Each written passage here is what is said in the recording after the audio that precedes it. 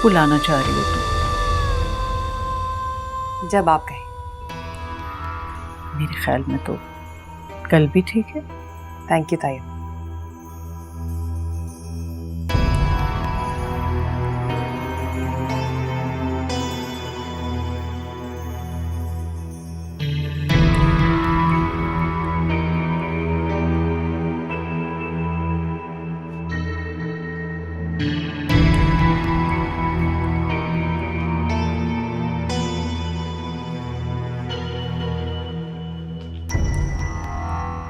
दिलनशीन,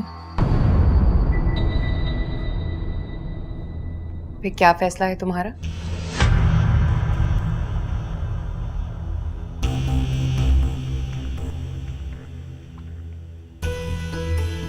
ये मेरा घर है, मैं यहाँ से कहीं नहीं जाऊंगी। ओके, तो इसका मतलब है कि तुम चाहती हो कि तुम्हें बेइज्जत करके इस घर से निकाला जाए। मैं यहाँ से नहीं जा सकती। मेरी अम्मी, भाई वो एक्सेप्ट ही नहीं करेंगे, वो बर्दाश्त नहीं करेंगे मेरा वहां रहना। Very sad. उन लोगों को तुम्हारा वहां रहना बर्दाश्त नहीं, और मुझे तुम्हारा यहां रहना बर्दाश्त नहीं। सोच लो, कोई भी बहाना करके यहां से इज्जत से जा सकती हो तुम, और वहां इज्जत से रह भी सकती हो। Choice is yours.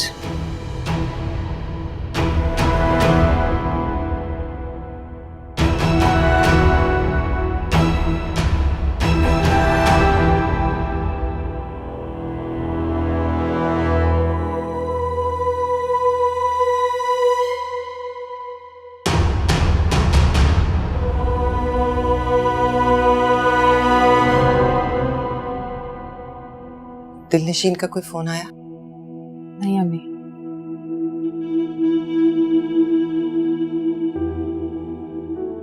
बैठे बिठाए क्या मुसीबत सर पे आने पड़ी।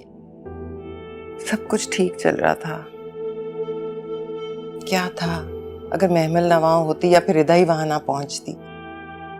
पता नहीं किस्मत को क्या मंजूर है। अम्मी, हम दिलनशी के घर चले, परेशान हो रही होगी ना वो।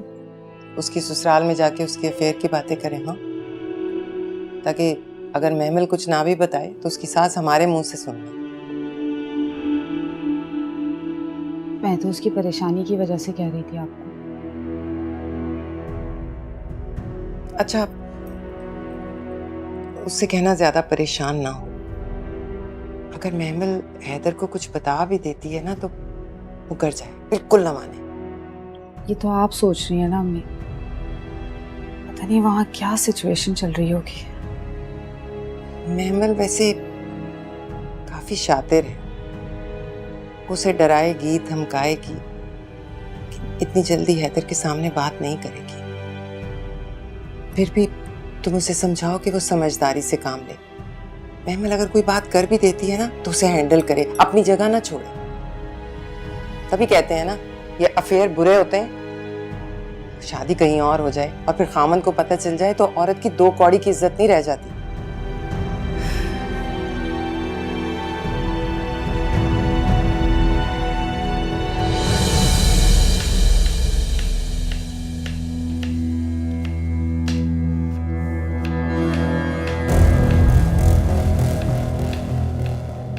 कैसे गुजरे फिर तुम्हारे दिन और रात? बस ठीक। जाहिर है, जब मोहब्बत किसी और से हो और जिंदगी किसी और के साथ गुजारनी पड़े तो सिर्फ वक्त ही गुजारा जाता। आहिस्ता बोलें, कोई सुन लेगा।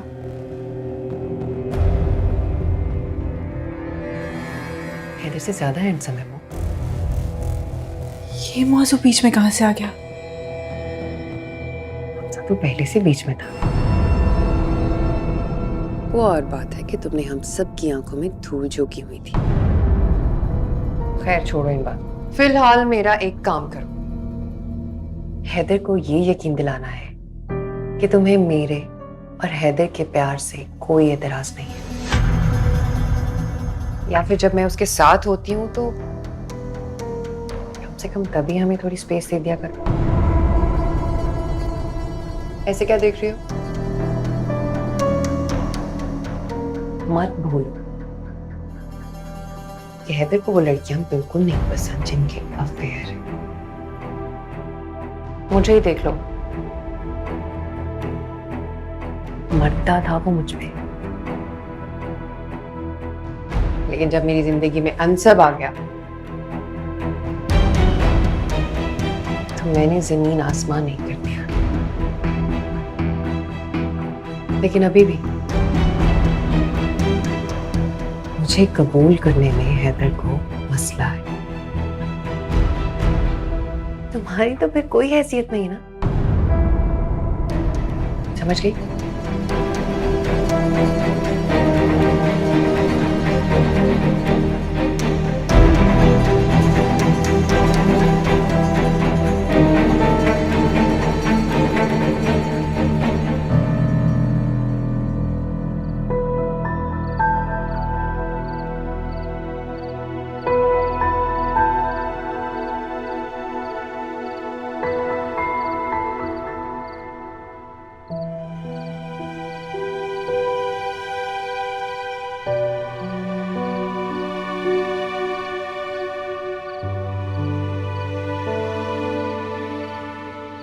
क्या सोच रहे हैं?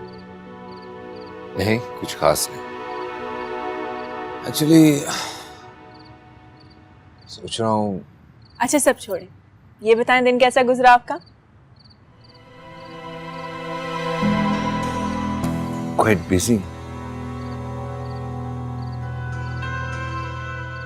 मैं सोच रहा हूँ कि ताई अम्मी बुला रही है। सिर्फ तुम्हें बुला रही है।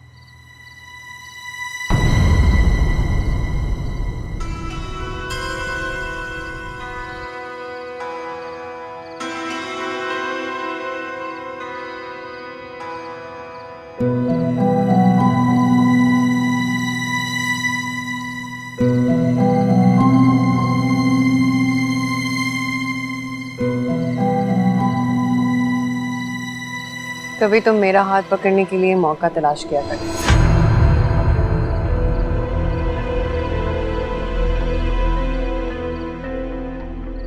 तुम तब में जिंदा हो और मैं आज में जी रहा हूं। गुजरा वक्त लौट कर नहीं आता मैम।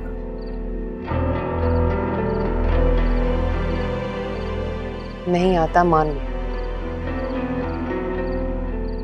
लेकिन हम गुजरा हुआ वक्त जो पहले साथ नहीं गुजार सके वो अब गुजार सकते हैं।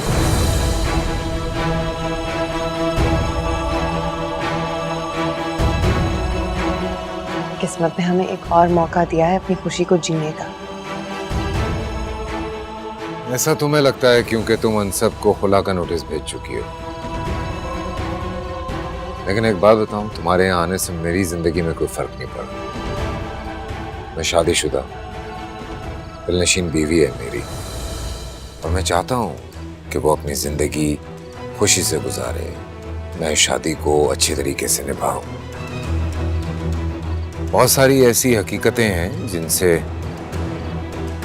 तुम नजरें चुरा सकती हो, लेकिन मैं उन हकीकतों से अपनी नजरों को ओझल नहीं कर सकता।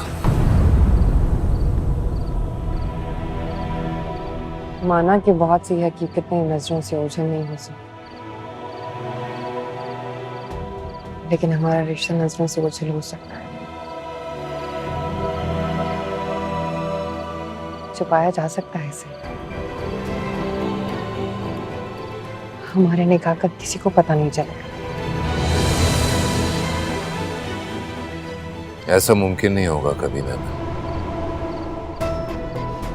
मैं ऐसी कोई हरकत नहीं करूंगा जिसकी वजह से मुझे सबसे नजरें चुरानी पड़े।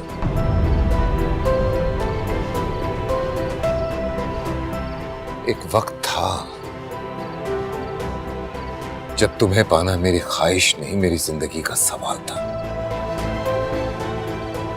पर गुजर गया वो वक्त। और उसी वक्त ने मुझे इतने सवालों में उलझा दिया कि मैं इस ख्वाहिश से दस्तबरदार हो गया। तुम भी हो जाओ।